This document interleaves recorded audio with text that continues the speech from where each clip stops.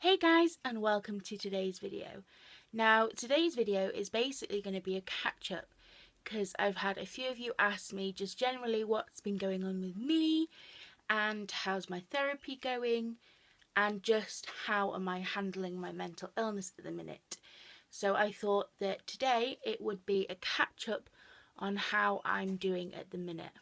My mental illness at this stage is up and down as always. I've had a few trying days lately, but they seem to be slowly giving way into a few good days.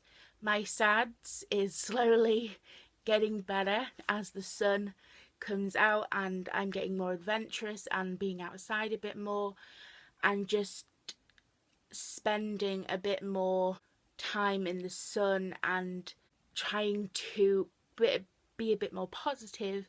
My SADS is slowly trying to give way a bit to happiness. I actually had a break for a few weeks of therapy just because my therapist was away, and it was nice just to have that time off from examining your head. You obviously don't get time off from having a mental illness. You have all the thoughts and feelings and pain, but having to generally talk about it out loud and analyze it and go into detail and just emotionally drain yourself, it was nice to just step back and have a breather and just go, just sort of step back and take a breath. And just when I would have a therapy session, just sort of relax and not think about what was going on in my head and trying to explain it and feel it. And it was nice to just take a break and just sort of step back from analysing my thoughts. But I was nervous to go back. I went back this week and it was nervous. It felt like the first time all over again. And I went back and I sort of recapped my time off, and we talked about my feelings, how I coped, and all this. And as much as I enjoyed the time off, I also realised that you need it. I needed it. I need that somebody to talk to. I need somebody to help me through. I know some people, and some of you may be watching, can do it on their own, and that is fantastic. I am just not one of those people. That I tried by myself for a long time, but by fighting it by myself, I got a lot worse, and that's why I now need like therapy and having just somebody to talk to, and somebody who's not going to judge you and is just there to help you out and help you navigate your thoughts and pain and give you a few strategies is just amazing to me. And it was great to be back to just sort of let it all out, all the feelings that I haven't said out loud and all the thoughts that I were too scared to admit. It was nice to just go into this room and just let it all out and leave it in that room and deal with it in that room. And even though I came out completely tired and emotionally drained and just exhausted, I also felt like the weight on my chest was a little bit lighter. I have been talking about how important it is to spend time with the people around you and enjoy them even if you can't be present all the time. It's just nice to sort of be there even if you're not mentally there. But what you also, that I've learned from therapy this week, is you also have to have me time. Me time that isn't to do with your mental illness, that isn't consumed by the pain and the fear and the angst and the loss. It's just time for you to just be you and just sort of relax for a moment. Now, obviously, if you're like me, relaxing with a mental illness is impossible and it's really, really hard to do. And you just can't switch your thoughts off. And a few people try mindfulness, there's exercise, there's yoga, there's just loads of different types of methods that people use. I have found that one thing that I love to do is just listen to music.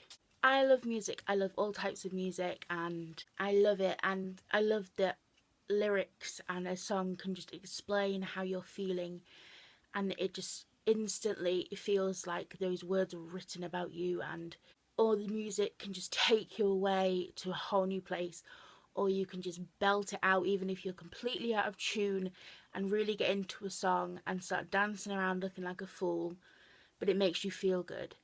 And that is what I've started to do. Every day, if I'm home alone, I will blast it out and I will play all types of music, depends on my mood.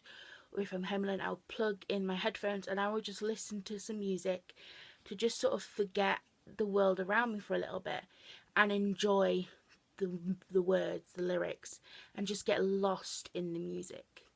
And for me, that really, really helps. So maybe it could help you. Other people do read books, TV shows, go for walks, exercise. There's all different types you can do, but for me, music seems to work the best. Lately, I noticed that my anxiety is working its way up to a high level again, and I need to nip that in the bud because I did so much work with this mental health group called IAPT, also known as cognitive behavioural therapy, and it solved my anxiety and it got it to such a low amount that I was able to go out and do all this. But lately I've noticed that it's creeping back up again, and that's simply because I've stopped doing what the therapist there told me to do. You have to continue the therapy even when you stop seeing the therapist, and that is something that I am terrible at doing. And one thing you have to do with anxiety is you have to challenge yourself every single day. You have to push your anxiety boundary. And it's basically the same as the saying, do one thing a day that scares you. But you take it baby steps when you have anxiety.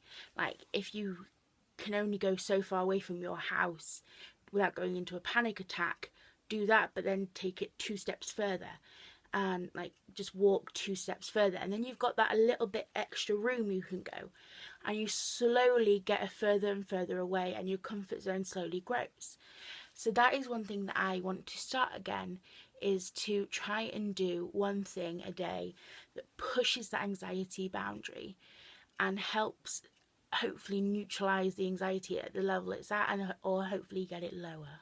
I am very much a person that is into quotes and messages and positive thoughts and inspirational quotes. As you see, I post them on the page and a lot of you guys absolutely love them. I have a lot of quotes and prints all around my bedroom with inspirational messages, and I have a few that I keep on my phone always, and I add them to a collection. I add new ones to the collection all the time, and for me that helps with my mood or anxiety, just having that positive reinforcement and just having something that's sort of written down that I can look at that sort of tells me something that I already know, but having it written down that I can look at, it sort of reinforces it and it helps me feel a bit more motivated, and it gives me the extra little push that I need to do something. So maybe that can work for you guys as well. So that is about it with what my life is like right now. I am physically doing pretty much the same, but I have this bug/illness thing that I cannot shake, and I am just constantly seem to be getting this bug or different types of bugs. And it was so bad the other week that my mum had to come home from work because I was in a lot of pain and I couldn't stop throwing up. So I am now being sent to do little blood tests and stuff with the doctor, but hopefully that is just something that is a quick fix. And my head is still really at the same, and I'm back at the hospital with that soon. But thank you all very much for your messages about my health. It really does mean a lot. So if you have any questions or any topics that you want me to do any videos on, let me know. And if you want to get in touch with me, the links are all in the description box below for me personally and the support group. And thank you guys very much for watching. It really does mean a lot to me. And I will see you all next week. Bye guys.